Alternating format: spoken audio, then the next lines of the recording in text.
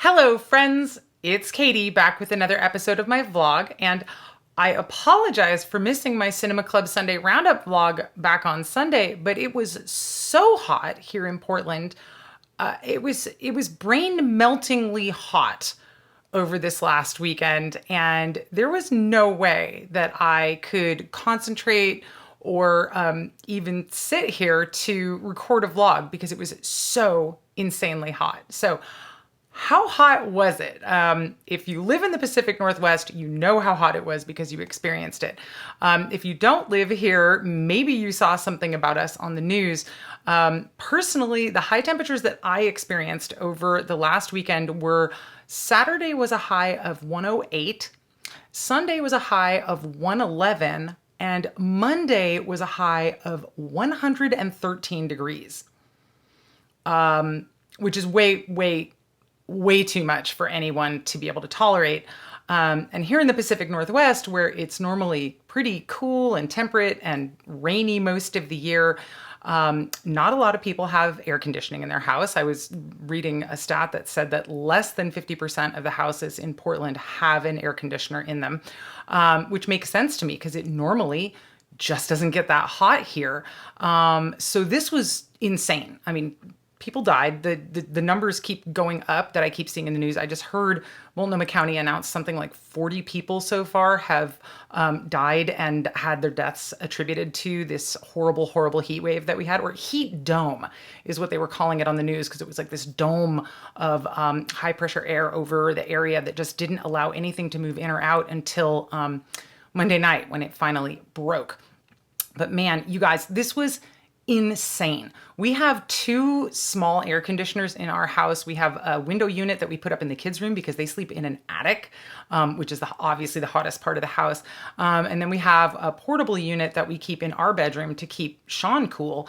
And that's it for the whole house. So the living room, the kitchen, they got a little tiny bit of AC from the unit in our bedroom, but mostly we were just kind of toughing it out in the house. I don't know exactly how hot it got in our house, but our thermostat went all the way up to, I think 96 was the highest that I saw in our living room, which is insane and totally uncomfortable and awful. Luckily, I heard from some folks on actually the Portland subreddit a couple days before the heat started about this window film that you can get that will reflect a bunch of the heat and light. And I went to Home Depot and I managed to actually snag the last two rolls, which was unbelievable. And we got it up on our the west-facing windows, which are in our living room and kitchen, before the heat wave started. And I honestly think that's what saved us, because if our house had gotten any hotter, we would have had to bail and actually go find a hotel somewhere, which is what lots of people wound up having to do. And apparently all of the hotels were completely booked solid. I'm sitting down in the basement right now and I'm sweating just recording this vlog, and it's not even that warm today, just to give you an idea of kind of what our house does. And the basement is the coolest part of the house. So I was enjoying the hell out of my basement studio, or the dungeon as I like to call it, because it really stays cooler than the rest of the house. But it even got warm down here. And then every time I had to go into another part of the house, I mean, walking up the stairs from the basement into the kitchen was like walking into an oven. It was insane how hot it was. So we spent 3 days just hunkered down inside the house, as close to the air conditioner as we could get, fans trying to blow some of the cool air around, lying on the tile floor down in the basement. We meal planned ahead of time and came up with a bunch of cold food to eat so that we wouldn't have to run the stove or the oven at all inside of the house. So that worked pretty well. But man, even with all our planning and the tools that we had to hand, this was just miserable. And I mean, the folks who don't have any AC at all, they were,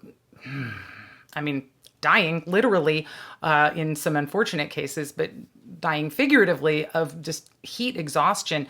Everyone has been on the Portland subreddit, talking about their brain didn't work. They couldn't concentrate on anything. They felt like they just had mush for brains, which I experienced myself. At one point, I was telling James, I wanted to tell him to put something on his plate at the dinner table, and I told him to put it on the floor because I just couldn't even think. And I was like, okay, wait, no, I didn't mean floor. But there were several times where I just lost words and I didn't said the wrong thing because that's how hot it was. I thought, oh, I'll catch up on some, behind the scenes business work since we can't do shop orders during the heat wave. We left our shop completely shut and our big printer turned off because, boy, that thing generates a lot of heat. But I couldn't even do, computer work. I could barely concentrate. That's how hot it was. It was just insane. So yeah, it was nuts, and I'm so relieved that it's over now. Monday night was unbelievable. Like I said, it got up to we experienced like 113, and the listing for Portland was like 116 at some of the weather stations. And that was at about 5 o'clock in the evening. And then by 8 o'clock in the evening, again on Monday, it had cooled down to about 95 degrees outside, which was cooler than it was in our house at that point. And we opened the door and went outside, and it was like, oh, this is such a relief. This is so cool. And I'm looking at the temperature reading on my phone, and it's like 94 degrees. And I'm standing there going, this feels so refreshing. I love it, because it wasn't 20 degrees hotter than that as I had previously experienced that day. So this was nuts, you guys. And I am not built for that type of heat. I'm originally from the Bay Area. I am a mild weather person. I don't like it when it gets up about, above 80 degrees is too hot for me. So over 100 is way too hot for me. And this was just nuts. And what everyone kept saying was, this is crazy. This is, so unprecedented to have heat this high. And they're still experiencing it up in parts of Canada.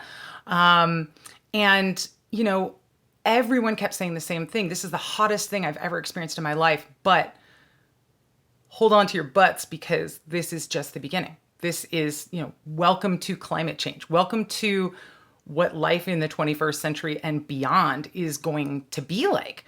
And everybody started, again, having conversations about, well, how do we slow down climate change? How do we stop climate change? We've got to do something about this, you guys, because obviously this is not okay, and you can't live in this type of heat. And the interesting thing for me is, I'm from Berkeley. I've been an environmentalist my whole life. The writing has been on the wall. When I was a kid, it was the hole in the ozone layer, and it was, watch out, climate change is coming. But that people thought we were like, Chicken Little at that point. And now everyone's starting to figure out finally that climate change is happening. And everyone keeps saying, well, how do we stop it? And it's like, you guys, we can't stop it at this point. It's already gone too far. The only thing we could do to stop it at this point would take a global cooperative effort that just can't happen. As we saw with COVID, we can't expect a global cooperative effort on anything. Hell, we can't even expect a national cooperative effort on anything. We can barely expect a regional cooperative effort on anything. What I've really had as my takeaway from COVID is there are a lot of people in this country and on this planet who basically only care about themselves. And if they have to make a little personal sacrifice in order for, something for the greater good to happen, they're not willing to do it. And so that's the major thing that's going to get in the way of, quote unquote, stopping climate change. Again, I think it's too late. Also, corporations, who are the ones who are driving climate change? Let's face it, it's not people. It's not whether or not you put that bottle in the recycling bin that's going to do anything that makes a difference. It's not whether you, swap your gas-powered car over for an electric car yourself as an individual. That's not going to make any difference at all. If everybody swaps their gas-powered cars for electric cars, sure, that'll make a difference, but where's the electricity coming from? And really, what we need to be looking at is these huge corporations that are, running roughshod over the earth and not caring about the environmental damage and the, yes, climate change that they're causing. And the only way to stop them is to make the punishment for doing that less profitable than continuing the status quo. And as we all know, these giant corporations get hit with fines by the EPA and whoever else, but the fines aren't high enough. The fines are never high enough to cut into their profit margin in a way where they would actually go, oh gosh, if we want to keep making money, we really need to change our act, right? So I'm very pessimistic about being able to stop climate change. I'm pretty pessimistic about being able to slow climate change at this point, because the people who have been making the most noise about it for the longest have also been being the most ignored about it. And again, it would require humans who have evolved for, short-term gain and slash and burn type of stuff is what's rewarded by evolution, to have, long-range thinking abilities and the ability to, again, make personal sacrifice now so that it pays off later for your children or other people's children or whoever. So I get really pessimistic about this, and my eyes kind of start to roll back in my head when people talk about, oh, well, we've got to stop climate change or we have to slow climate change.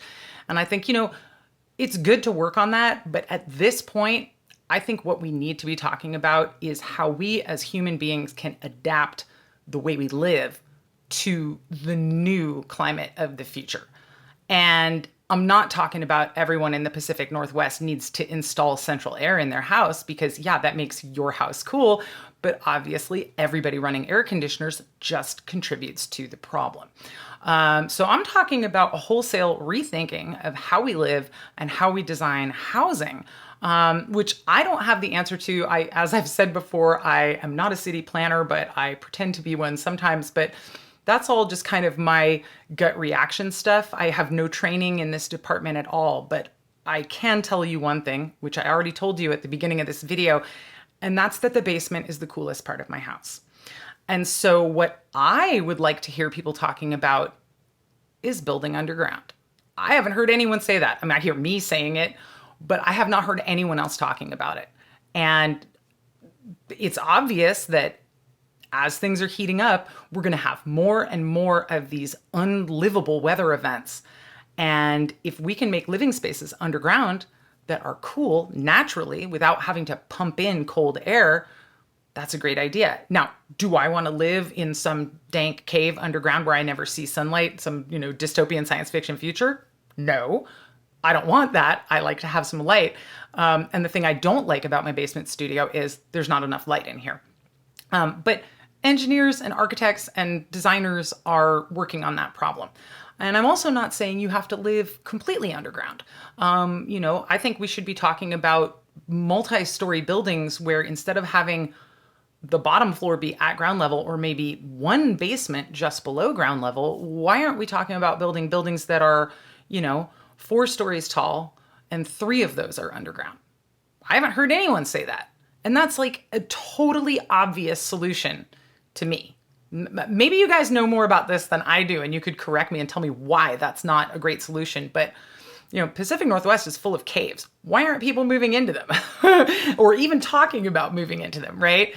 We actually have a whole joke going on around here ever since we bought the property about digging down and making a bunch of caverns and caves and underground things just to have more space on our property because you can only build so high up above ground. And I first started saying it as a joke, but after living through this crazy heat wave, I'm not joking anymore. I really see the value in having underground spaces that are passively cooled. We can also do a better job with our architecture and designing structures so that, put a big sloping roof that faces south, put your solar panels up there so you can generate electricity when you're being, totally attacked by the sun, to power the extra AC units if you want to do it that way, but also to power the whole house. Pacific Northwest, you couldn't do that all year long, but if you have a south-facing roof slope, you could power your house for the summer. And of course, other renewable energy needs to come in at a large scale: wind power, wave power, geothermal stuff, all of that. And I do think that we need to see some large-scale geoengineering to help slow things down. But again, I think a little closer to home, and I think more like, okay, how does my family not just survive, but thrive in a future where it's just going to be getting hotter?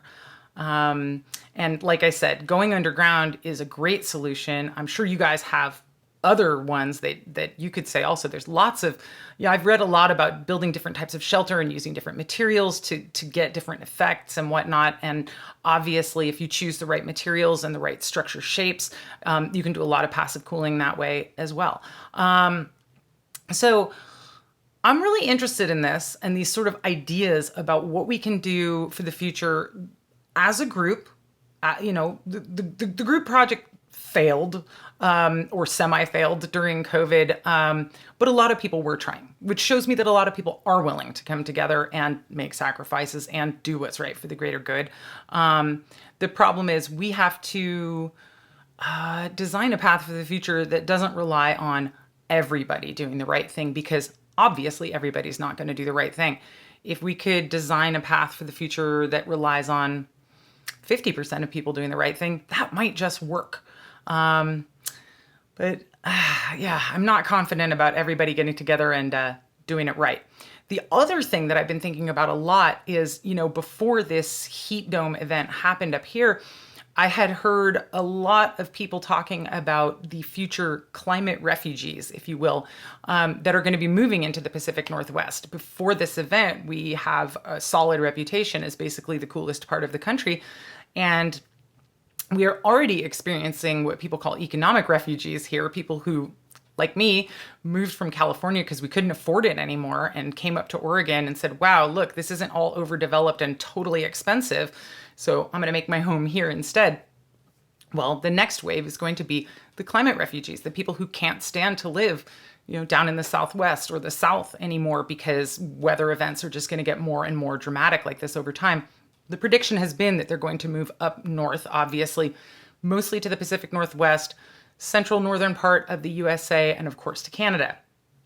So I'm curious to see how that plays out. Obviously, I don't have a crystal ball, and this particular event this last weekend has made things, a little bit different for people. But I still think we're positioned well in this part of the country. Again, everything I just said about the heat dome notwithstanding. Scary stuff, you guys. What do you guys think? Do you think it's possible to slow or stop climate change? Or do you think we just need to adapt? Or not just, it's not an either or, but I'd like to see some more energy going into the adapting conversation that I'm not seeing. Super curious what you guys have to say on this topic, what your thoughts are, if you lived through this heat wave or if you just watched it from far away. How you feeling about how hot it's getting all over planet Earth, but especially here in Portland, Oregon? Totally off topic of it's very hot. I also do want to mention tomorrow is July 1st, and that means we have some exciting Cinema Club viewing coming up. And I want to warn you guys because it's going to be the Sunday Roundup by the time we've watched these movies. So here at our house, we have a special July tradition every year. On July 3rd, we watch Return of the Living Dead, and on July 4th, we watch Jaws. So I invite you to join us. These are two of our family favorite movies, basically the kickoff for the real summer fun. And we love them. We watch them every year. You have to watch Return of the Living Dead on July 3rd because that's the day it takes place. And then, of course, Jaws takes place over the July 4th weekend. So there you go. I hope you guys will join us. We're not actually going to watch these VHS copies. We're going to stream them, but I keep the tapes around because I love these objects as much as I love the movies. Well, not as much, but as extensions of the movies. All right, you guys, I'm going to wrap it up there. I will be back in a few more days with the Cinema Club Sunday Roundup. It'll be a double, and I'll tell you guys all about how we feel about all three John Wick movies, which we watched last week, as well as some other stuff. So I hope to see you then. Meantime, take care out there, stay safe, stay cool, and thank you so much for watching.